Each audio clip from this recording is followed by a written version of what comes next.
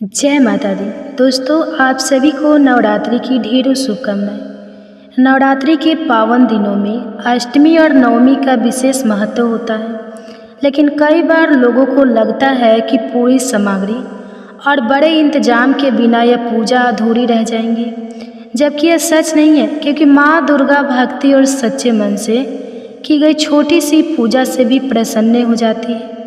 आज की इस वीडियो में मैं आप सभी को सबसे आसान और सरल तरीके से अष्टमी और नवमी का पूजन आप कैसे कर सकते हैं, क्योंकि कई सारे ऐसे भाई बहन हैं जो बाहर नौकरी के लिए जाते हैं, हॉस्टल में रहते हैं, किराए के मकान में रहते हैं, किसी भी कारणवश ज़्यादा बड़ी पूजा नहीं कर सकते हैं। तो आज की यह पूजा विधि आप सभी के लिए है। तो जैसा कि आप सभी जानते हैं कि नवरात्रि चल रही है और नवरात्रि में कुछ लोग अष्टमी के दिन और कुछ लोग नवमी के दिन कन्या पूजन करते हैं। तो देखिए, चाहे आप अष्टमी का पूजन करते हो या फिर नवमी का पूजन करते हो, सबसे पहले माता रानी का ही पूजन किया जाता है। माता रानी को भोग लगाया जाता है। और अष्टमी और नवमी पर माता रानी को क्या विशेष भोग अर्पित किया जाता है, किस विधि से माता रानी को भोग लगाया जाता है और कैसे हम माता रानी की पूजा करने के बाद कन्या पूजन करेंगे। तो देखिए, अष्टमी हो या नवमी, दोनों की ही पूजा विधि सेम ही रहेंगी। तो इस दिन सुबह में सबसे पहले उठकर स्नान आदि से निर्वित होने के बाद सबसे पहले हम माता रानी के लिए भोग तैयार करेंगे। और भोग में हमें काले चने, हलवा, पूड़ी बनाना है और कोशिश कीजिएगा कि देसी घी में ही तैयार करें। अब देखिए, शाम की पूजा का जो सामान हो, जो चौकी पर लगा हुआ है, सबसे पहले हम उन्हें साफ कर लेंगे। जैसे कि जल का लोटा, पूजा में चढ़ाए गए चावल, पुष्प, जो भी चीज़ें आपने चढ़ाई है, माता रानी को अगर फूलों की माला चढ़ाई है तो इन सभी सामानों को आप हटा लें और बहुत ही आराम से इन चीज़ों को हटाइए। चौकी पर जो भी स्थापना आपने की हुई है, चाहे वह जवारे हो, अखंड ज्योत हो या कलश हो, किसी भी वस्तु को हिलाना नहीं है।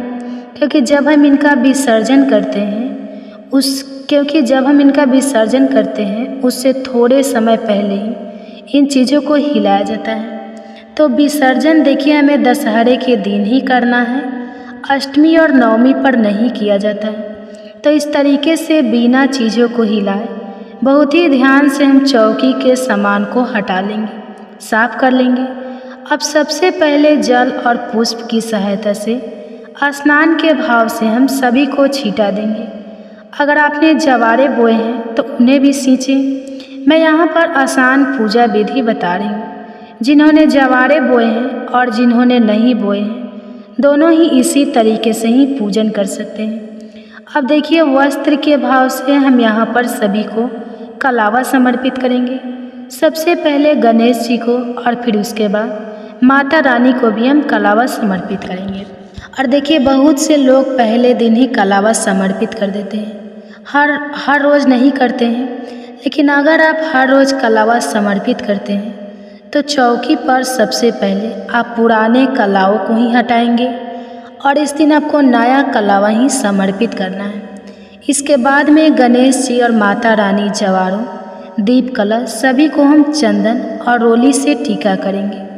सभी को टीका करने के बाद में अब हम सभी को अक्षत चढ़ाएंगे, चावल समर्पित करेंगे। और अगर आपने षोडश मातृकाएँ बनाई है, 9 ग्रह बनाए हुए हैं, स्थापित किए हैं, तो उन्हें भी उनका विधिवत पूजन करेंगे। और 9 ग्रह और षोडश मातृकाओं को आप सूखा चंदन, रोली ही समर्पित कीजिएगा। क्योंकि अगर आप गीले चंदन या रोली से टच करेंगे तो वे हिल सकते हैं और इन्हें हिलाना नहीं होता है। अब इसके बाद मैं माता रानी को यहाँ पर लाल गुलाब में अर्पित कर रही हूँ। गुड़हल का पुष्प भी समर्पित किया जा सकता है। और अगर आपके पास दोनों ही नहीं है तो ऐसी स्थिति में आप गेंदे के पुष्प हर एक देवी देवता को समर्पित कर सकते हैं। और अब मैं कलश देव को पुष्प माला अर्पित करूँगी। देखिए, अगर आपने पहले दिन, स्थापना वाले दिन, पुष्प माला अर्पित कर दी है तो बहुत अच्छी बात है, वरना अष्टमी या नवमी पर पुष्प माला आप अर्पित कर सकते हैं। अब सभी को हम समर्पित सुगंध अर्पित करेंगे। प्रथम पूजनीय भगवान श्री गणेश जी को जनेऊ समर्पित करेंगे और इसी के साथ हल्दी और धूप घास भी हम समर्पित करेंगे। अब देखिए, अष्टमी या नवमी जिस भी दिन हम कन्या पूजन करते हैं उस दिन माता रानी को विशेष भोग समर्पित किया जाता है, जिसमें काले चने, हलवा पूरी इत्यादि होते हैं। इसके साथ हम चाहे तो कोई ऋतु फल या कोई मिठाई या लड्डू भी ले सकते हैं। घर पर अगर आपके यहाँ कोई अलग से पकवान बने हैं, शुद्ध सात्विक जो भोजन है वो आप समर्पित कर सकते हैं। और देखिए, इस दिन किसी किसी के घर पर हवाई चलती है, या यूँ भी कहूँ कि 8 पूड़ियाँ और किसी के घर 9 पूड़ियों का भोग लगाया जाता है। तो जैसा भी आपके यहाँ पर चलन हो उतनी ही पूड़ियाँ आप रखें और मुझे कमेंट सेक्शन में भी बताइएगा कि आपके यहाँ पर कितनी पूड़ियाँ रखी जाती हैं। तो इस प्रकार से आप माता रानी को भोग समर्पित कर देंगे।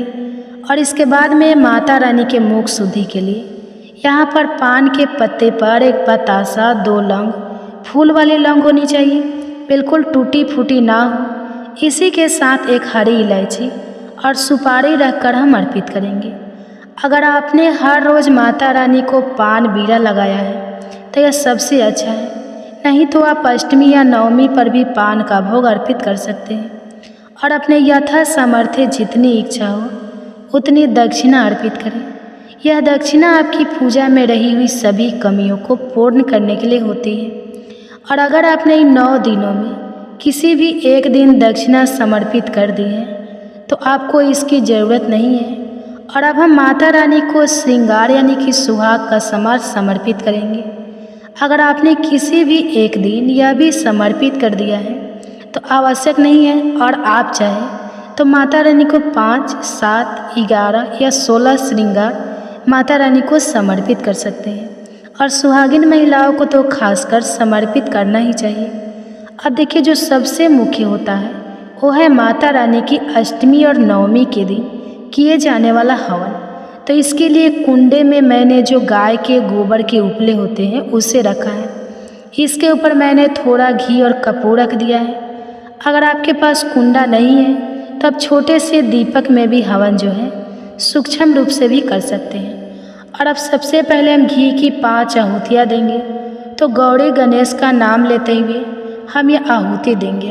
और देखिए, नवरात्रि वैसे तो हम पूरे 9 दिन डेली ही हवन करते हैं, पर कन्या पूजन के दिन हवन विशेष होता है। और ये देखिए, माता रानी को जो हलवा पूड़ी हमने भोग में अर्पित किया है उसकी आहुतियाँ भी हम एक एक करके यहाँ पर अग्नि में देंगे। 8 पूड़ियाँ आपने बनाई है, 9 पूड़ियाँ बनाई है। हर एक पूड़ी से हलवा लगा के आपको थोड़ा थोड़ा सा जो है अग्नि में आहुति देनी है। और देखिए, चने में नमक होता है तो नमक की आहुति अग्नि में नहीं दी जाती है। और ऐसा माना जाता है कि अग्नि के माध्यम से जो भोग प्रसाद है वो सीधे देवी देवताओं को प्राप्त होती है। और देखिए, भोग नैवेद्य की आहुति देने के साथ साथ ही अगर आप चाहे तो ये जो पान आपने समर्पित किया था मुख शुद्धि के लिए माता रानी के लिए, आप इसकी भी आहुति दे सकते हैं। और देखिए, दुर्गा माता के किसी भी मंत्र का आप जाप कर सकते हैं, 9 बार या 11 बार या 21 बार। इस तरह से आप आहुति दें। और अंत में अगर पान की आहुति ना देना चाहें तो आप इस तरीके से एक फूल वाले लौंग के जोड़े को घी में डीप करके आप इस तरीके से आहुति दे सकते हैं। और आहुतियाँ देने के बाद सीधे हाथ में थोड़ा सा जल लेकर इस तरह से हवन कुंड के आसपास फिरा दें और हाथ जोड़कर माता रानी से भोग ग्रहण करने की विनती करें। इस हवन के दौरान आप किन मंत्रों का जाप करेंगे उसके लिए मैंने अलग से वीडियो बनाया है। और आपने माता रानी को खोइचा में क्या दिया है, क्या देना है, इसके लिए भी हमारे चैनल पर आपको चेकआउट कीजिएगा, वीडियो मिल जाएगा। मैंने ऑलरेडी पहले ही वीडियो डाल चुका है, मैं अपने चैनल पर डाल दूंगी। आप चाहे तो पूजन के दौरान उन मंत्रों को चालू करके भी आप हवन को पूर्ण कर सकते हैं।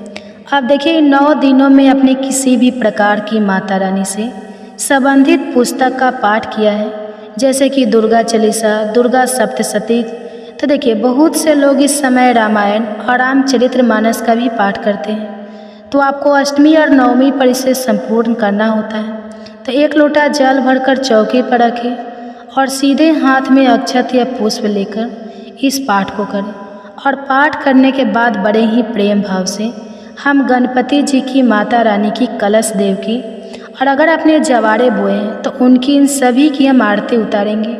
और आरती करने के बाद सीधे हाथ में थोड़ा सा जल लेकर चौकी के आसपास फिरा करके हम पूजा का आचमन कर लेंगे और हाथ जोड़कर माता रानी से क्षमा याचना करें कि हे माँ, अगर इन 9 दिनों में हमसे या हमारे परिवार के किसी भी सदस्य से कोई भी भूल हो गई हो, आपकी पूजा पाठ में कोई कमी रह गई है, तो कृपया करके अपना बालक समझकर हमें क्षमा कर देना और अपनी कृपा दृष्टि और अपना आशीर्वाद हमेशा पर बनाए रखें। अब देखिए, माता रानी का और जो भोग प्रसाद अपने माता रानी को अर्पित किया है वह सभी खाने में मिला दें और इसके बाद कन्या पूजन करें और कन्याओं को भोजन कराने के बाद उन्हें फल दे, दक्षिणा दे और उनका मनपसंद गिफ्ट जरूर ही दे।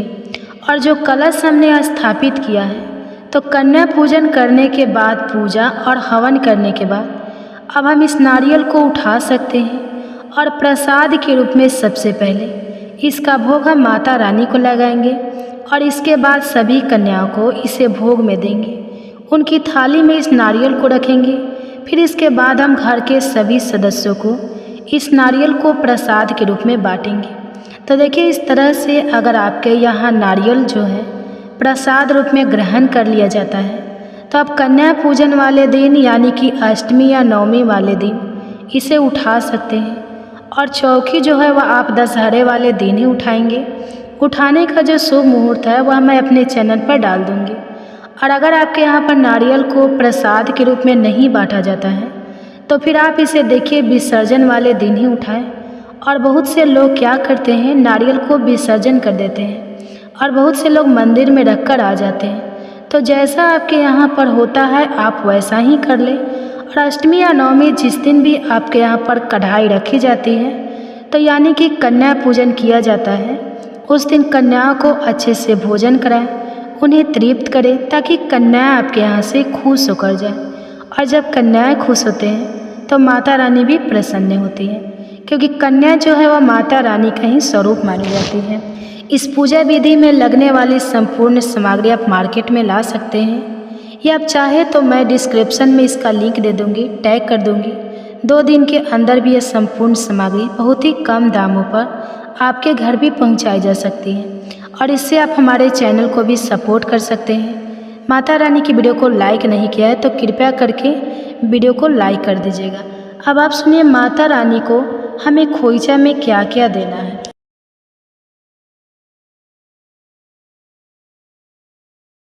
खोइचा कैसे भरें, पहले घर में भरें या मंदिर में भरें, खोइचा में कौन कौन सी सामग्री हमें डालना चाहिए, खोइचा किस दिन भरें, बहुत सारी जानकारी आपको इस वीडियो में मिलेंगी। इससे पहले अगर आपने मेरे इस चैनल को सब्सक्राइब नहीं किए हैं तो इसे सब्सक्राइब कर लीजिए, बेल आइकन को ज़रूर प्रेस कीजिए, जिससे वीडियो की नोटिफिकेशन आप लोग के पास सबसे पहले पहुँचे। तो चलिए जानते हैं, नवरात्रि में महाअष्टमी के दिन माता का खोइचा भरा जाता है, तो आप लोग उस दिन खोइचा ज़रूर भरिएगा। जो व्रत करते हैं नवरात्रि का 9 दिन का, वह भी माता रानी का खोइचा भरेंगे। जो 2 दिन का व्रत करते हैं प्रतिपदा और अष्टमी का, वह भी खोइचा भरेंगे। और जो व्रत नहीं भी करते हैं वह भी खोइचा भरेंगे। यानी जो व्रत करते हैं उन्हें भी खोइचा भरना है और जो व्रत नहीं भी करते हैं उन्हें भी माता का खोइचा भरना है। महाअष्टमी के दिन ही खोइचा भरने का नियम है। अगर मान लीजिए किसी कारणवश आप अष्टमी तिथि को खोइचा नहीं भरते हैं तो आप नवमी तिथि को भी खोइचा भर सकते हैं, लेकिन आप लोग खोइचा ज़रूर भरिएगा। और जो लोग अपने घर में कलश की स्थापना किए हुए हैं तो पहले घर में खोइचा भर लेंगे, उसके बाद वो मंदिर जाकर भरेंगे। घर में भी हमें माता रानी का खोइचा भरना है और मंदिर आप उस दिन पूजा करने जा रहे हैं तो मंदिर में भी जाकर आप लोग खोइचा ज़रूर भर लीजिएगा। और इस बार महाअष्टमी 30 सितंबर दिन मंगलवार को है, तो मंगलवार के दिन हमें माता रानी का खोइचा भरना है। और जो लोग महाअष्टमी का व्रत करते हैं वो महाअष्टमी का व्रत करेंगे और उस दिन आप लोग लाल या गुलाबी वस्त्र पहन लीजिएगा। उस दिन गुलाबी वस्त्र पहनने का नियम है, तो आपके पास मान लीजिए कोई अगर नया गुलाबी वस्त्र रखी है तो आप वह भी पहन सकती हैं, या आपके पास कोई नया रेड साड़ी है, लाल साड़ी है, तो आप उस दिन लाल साड़ी भी पहन सकती हैं। महाअष्टमी के दिन हम नया वस्त्र पहन सकते हैं। तो आपके पास अगर नया वस्त्र है तो आप लोग ज़रूर पहन लीजिएगा। अगर मान लीजिए नया नहीं है तो जो धुला हुआ वस्त्र है वह भी पहन कर आप पूजा कर सकते हैं। तो हमें गुलाबी या लाल रंग का वस्त्र पहन लेना है और उसके बाद आप लोग अच्छे से 16 श्रृंगार कर लीजिएगा। उस दिन हमें अपने मांग में सिंदूर लगा लेना है, गले में मंगलसूत्र, पैर में महावर, हाथ में नई लहठी या चूड़ी पहन लीजिएगा। यानी अच्छे से हमें 16 श्रृंगार करने के बाद ही माता रानी का खोइचा भरना है। खोइचा भरने के लिए आप लोग यह चावल ले लीजिएगा। आरवा चावल से ही खोइचा भरा जाता है, तो हमें यह आरवा चावल ले लेना है। और यह बतासा हो गया। माता रानी का जब भी खोइचा दिया जाता है तो बतासा उसमें हमें ज़रूर डालना चाहिए, क्योंकि यह माता रानी का प्रिय भोग है। तो आप लोग यह बतासा ले लीजिएगा। और यह हल्दी की गांठ है, यह दुर्वा हो गया, यह 2 लौंग है, 2 इलायची है, एक आप लोग फूल ले लीजिएगा। अगर अड़हुल का फूल मिल जाए, जिसे गुड़हल का फूल कहा जाता है, तो आप यह भी ले सकते हैं। नहीं तो आप गुलाबी का भी ले सकते हैं, गेंदे का भी ले सकते हैं। और साथ में आप लोग यह पैसा ले लीजिएगा। तो आप 11 या 21, 51, 101 जितना आप खोइचा में डालना चाहते हैं आप उतना पैसा ले लीजिएगा। और जब भी खोइचा में पैसा रखिएगा तो विषम संख्या में ही रखिएगा। जैसे यह 50 रुपया और 1 रुपया साथ में हो तो हमें 51 रखना है, या आप 21 भी रख सकते हैं, 31 भी रख सकते हैं, 101 भी रख सकते हैं। तो आप देख लीजिएगा जितना आप खोइचा में रखना चाहते हैं आप उतना पैसा ले लीजिएगा, लेकिन पैसा विषम संख्या में ही होना चाहिए। और साथ में आप लोग ये 16 श्रृंगार की सामग्री ले लीजिएगा। तो श्रृंगार की सामग्री में आप ये चूड़ी ले लीजिएगा। तो आप चूड़ी भी ले सकते हैं, लहठी भी ले सकते हैं। यह लहठी हो गया तो आप लहठी भी ले सकते हैं। और चूड़ी अगर आपके पास लाल चूड़ी है तो वह भी माता रानी को चढ़ा सकते हैं। तो यह लाठी हो गया, यह सिंदूर हो गया और यह बिंदी। तो आप इससे ज़्यादा भी अगर खोइचे में श्रृंगार की सामग्री रखना चाहते हैं तो आप इससे ज़्यादा भी रख सकते हैं। लाल ब्लाउज का पीस ले लीजिएगा। पीस अगर हम यह ब्लाउज का इसमें खोइचा डालकर देते हैं ब्राह्मण को तो ब्राह्मण इसका उपयोग कर लेते हैं। तो इसलिए हमें ब्लाउज के पीस में ही खोइचा देना चाहिए। हमें लाल रंग का ब्लाउज पीस लेना है। अगर आप पीला लेना चाहते हैं तो आप पीला भी ले सकते हैं। और मान लीजिए अगर आपके पास ब्लाउज पीस नहीं हो पा रहा है संभव, तो आप एक चुनरी ले लीजिएगा। चुनरी में भी हम माता रानी को खोइचा दे सकते हैं। इस पर भी आपको खोइचा रख के दिखा रहे हैं। अगर आप चुनरी में देना चाहते हैं तो इसी तरीके से आप चुनरी में भी खोइचा दे सकते हैं। तो जो भी यह सब सामग्री है हम इसको साथ में एक जगह रख देंगे। इसी तरीके से खोइचा देने का नियम है। और जब भी खोइचा दीजिएगा तो इस तरीके से हमें हाथ को कर लेना है। और दिशा का भी ध्यान जरूर रखिएगा। आप जब भी पूजा पाठ कीजिएगा, खोइचा भरिएगा, तो आप लोगों को दिशा का ध्यान जरूर रखना है। तो हमें इस तरीके से हाथ को कर लेना है। और खोइचा 5 बार दिया जाता है। जितना भी सामग्री है हम साथ में इसको मिला लेंगे और इसी तरीके से खोइचा देने का नियम है। तो ये आप लोग इस तरीके से एक बार डाल दीजिएगा। और यह हो गया दूसरी बार, यह हो गया तीसरी बार। अब बहन बेटी को खोइचा दीजिए, माता रानी को खोइचा दीजिए। तो जिसको भी देना है आप 5 बार खोइचा दीजिएगा। तो हम 3 बार यहाँ पर रख दिए, यह हो गया चौथी बार और यह हो गया 5वीं बार। तो हमें 5 बार खोइचा देना है। और साथ में जो भी आप श्रृंगार की सामग्री रखी है वह भी आप इसी में डाल दीजिएगा। हमें माता रानी को उस दिन श्रृंगार की सामग्री खोइचे में डालकर ही खोइचा देना है। तो आप चूड़ी, सिंदूर, बिंदु जो कुछ भी रखना चाहती है वह रख सकती हैं। खोइचा देते समय जो यह चावल थाली में बच जाएगा तो इसको हमें पूरा इस तरीके से उछालना नहीं है, यानी उड़ेड़ के नहीं देना है। ऐसा करने से हमारे घर से लक्ष्मी चली जाती है। तो आप लोग बहन बेटी को खोइचा दीजिए या माता रानी को खोइचा दीजिए, कभी भी पूरा हमें ऐसे उलेच के नहीं देना है। और खोइचा देने के बाद 5 बार आप खोइचा दीजिए और खोइचा देने के बाद हमें 2 बार ऐसे निकाल लेना है। तो आप लोग 2 बार निकाल लीजिएगा और खोइचा देने के बाद जो यह थाली में चावल बच जाएगा तो आप इसको जहाँ पर आप चावल का स्टॉक रखते हैं, जहाँ आपका मान लीजिए चावल रखने का जगह है, भंडार है, तो आप उस जगह पर इसको रख दीजिएगा। इससे हमारे घर में माता लक्ष्मी का आशीर्वाद बना रहता है। तो इसे हम इसको बांध देंगे। भरने के बाद आप लोग यह खोइचा जो है इस तरीके से माता रानी से स्पर्श करा दीजिएगा। अगर घर में भर रही है फिर भी आपको माता रानी से स्पर्श करा के माता रानी के पास यहाँ पर रख देना है। अगर मंदिर में आप खोइचा भर रही है तो मंदिर में भी माता रानी के पैर के पास इस खोइचे को स्पर्श कराकर माता रानी के पास रख दीजिएगा। मंदिर में खोइचा भर रहा है तो वहाँ पर यह जो खोइचा है ब्राह्मण ले लेते हैं। आप घर में खोइचा भर रहे हैं तो घर में भी आप भर रहे हैं तो ये खोइचा बाद में आप ब्राह्मण को जाकर दे दीजिए। आपके अगल बगल में ब्राह्मण नहीं रहते हैं तो जो यह खोइचा है आप अपनी ननद बेटी को भी दे सकते हैं, यानी जो सुहागिन महिलाएं हैं उन्हें भी इस खोइचा को देना है। तो ब्राह्मण मिल जाए तो अति उत्तम, आप लोग ब्राह्मण को ही यह खोइचा दे दीजिएगा। अगर ब्राह्मण नहीं मिल रहे हैं तो आपके घर में अगर शादीशुदा बेटी है, ननद है, क्योंकि वह भी ब्राह्मण का रूप होती है, तो आप उनको भी खोइचा दे सकते हैं।